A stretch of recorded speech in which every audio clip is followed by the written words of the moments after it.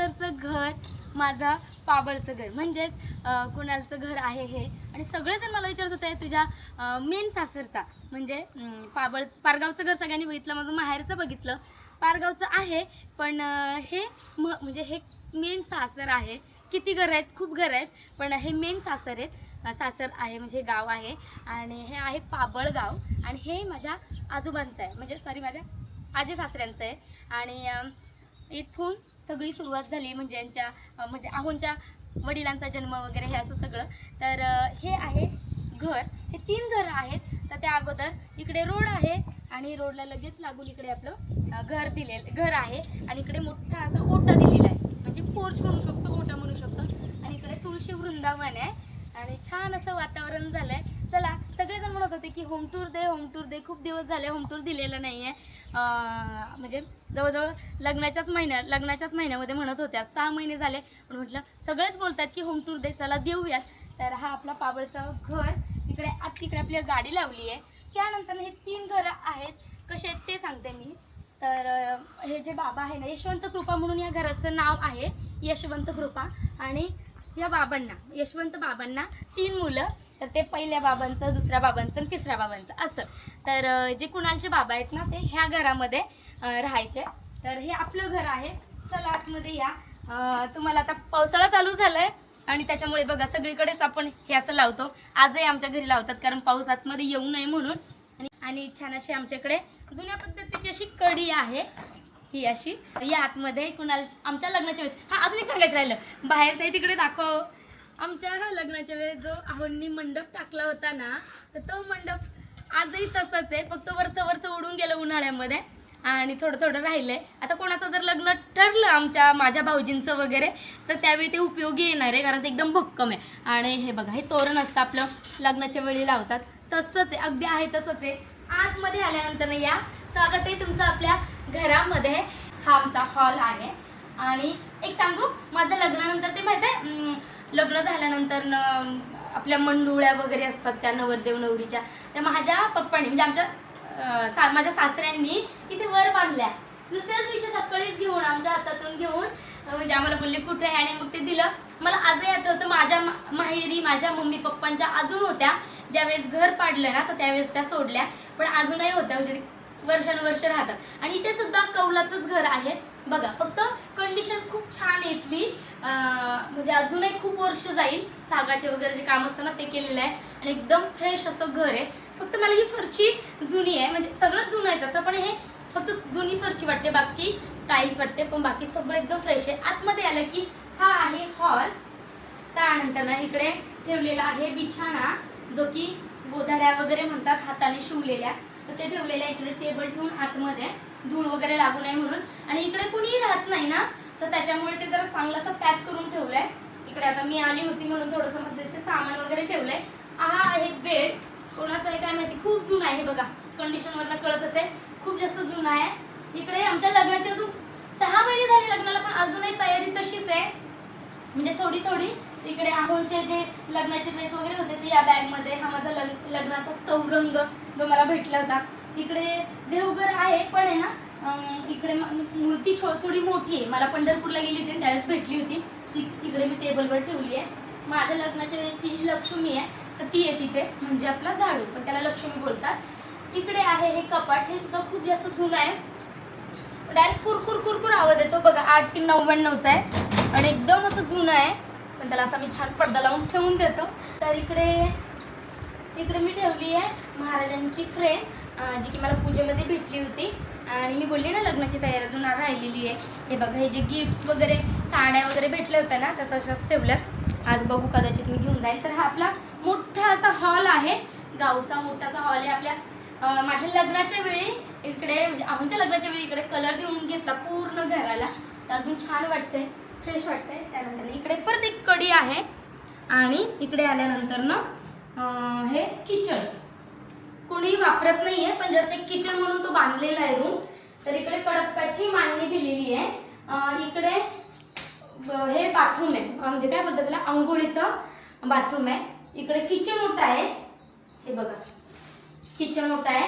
आणि इथं माझ्या लग्नाचे सगळे जे काही भांडे आहेत ना नवीन, ते इथे एक मिनिट आपण लाईट नाही लावलेलं आहे. हां, तर इकडे भांडे वगैरे ठेवलेले आहेत, आज ते मी पण घेऊन जाणार आहे.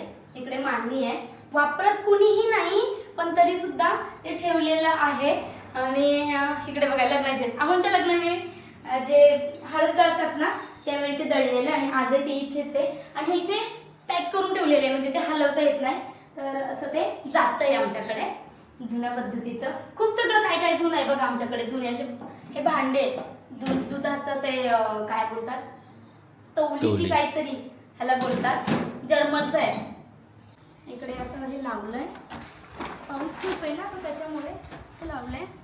त्यानंतर ना जसं त्या बाजूने तिन्ही घरांना दरवाजे आहे तसंच पूर्ण ह्या बाजूने सुद्धा तिन्ही घरांना दरवाजे दिलेले आहे.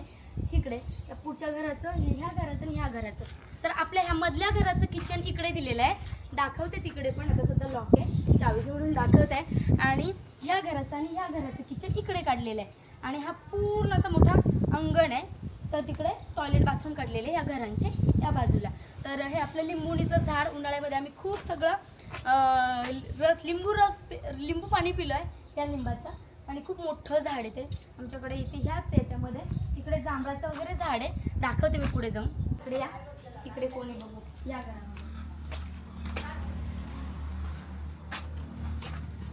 अक्का कधी आले?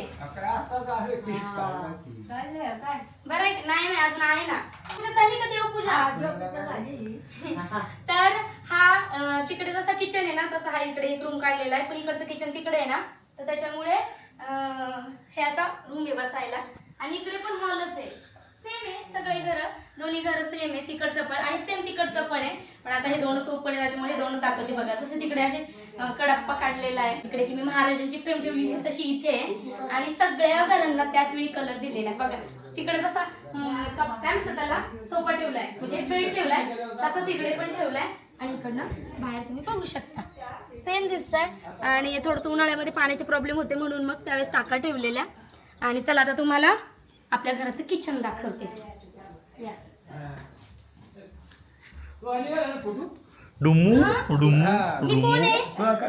मी कोण आहे? काय सगळं सगळं करते सगळं. त्यानंतर ना इकडे एक किचन आहे, त्या घराचं ना इकडे किचन आहे, आपण ते बघूया. ते बघा किचन आहे, इथेही कोणी राहत नाही, कधीतरी येतात पण ठेवलेले. आतमध्ये या, किती छान मांडून ठेवलंय बघा.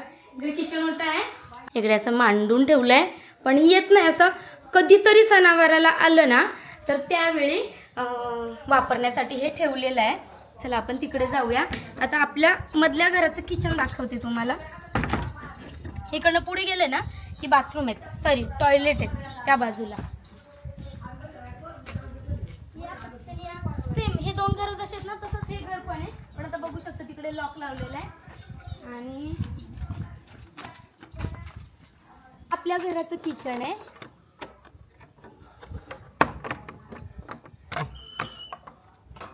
हात पुरतोय माझा, तर आतमध्ये या, आपण लाईट लावू. हा मधल्या घराचा किचन आहे जो की आपल्या घराचा. तर इकडे फक्त आत्या राहतात, जसं की मी बोलले इकडे कोणीही राहत नाहीये, पण आत्या असतात. तर त्या मग एकट्याच राहतात, तर मग ते एवढं मोठं घर वापरण्यापेक्षा ते एका घरातच, म्हणजे त्यांचं किचन पण एकाच ठिकाणी आणि झोपणं एकाच ठिकाणी, सगळं त्यांचं एका ठिकाणी असतं. हा त्यांचा किचन मोठा आहे. इकडे आंघोळीला मोरी आहे, बाथरूम नाही आहे, मोरी आहे. आणि इकडे बेड ठेवलाय. थोडंसं अगोदर वेगळं होतं, इकडे होतं, पण आता तिकडे धान्य थोडंसं भिजू नये म्हणून इकडे ठेवलंय. आणि इकडे फ्रीज वगैरे. तर असं हे छोटंसं किचन जेव्हा सगळे येतात त्यावेळेस इकडे स्वयंपाक होतो. तर बघितलं का, असं माझं सासरचं म्हणजे पाबळचं घर आहे.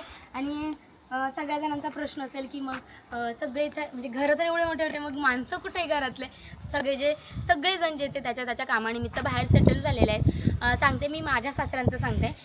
तर इकडचे जे चुलते आहेत ना ते आणि इकडचे चुलते भोसरीला असतात. आणि ह्या घरामध्ये दोन आहेत.